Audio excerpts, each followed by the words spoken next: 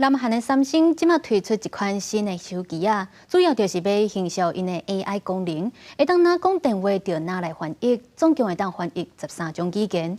广告当中就强调，这是全世界头一支会当即时翻译的手机啊，就是要甲苹果来受比拼。 接听电话时，拄到未晓的外语，要安怎沟通？这个难题，即摆用手机都会当随解决。南韩手机大厂神总，则是推出上新款的 Galaxy S24系列强大人工智慧 AI 功能。上大的功能就是使用者通话时会当提供随翻译。When you make or receive a call in a language you don't speak, the Galaxy S24 series can provide live translations of your call, both verbally and on screen, right away.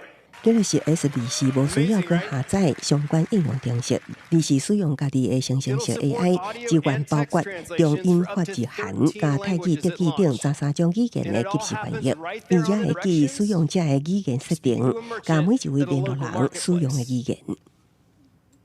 Excuse me, I'm looking for the palace. Can you tell me how to get there?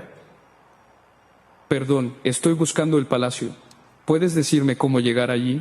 相片处理上，除了增加理解，也会当透过生成式编辑，互使用者扫动动物体也是认不了后，自动起步空的背景。强大 AI 功能，就是为着要赢战苹果。苹果去年 iPhone 出货量超过2.34亿台，比神圣的2.26亿台悬，是全球第一。这互2010年以来头一摆是机智慧型手机第一的神送进压力。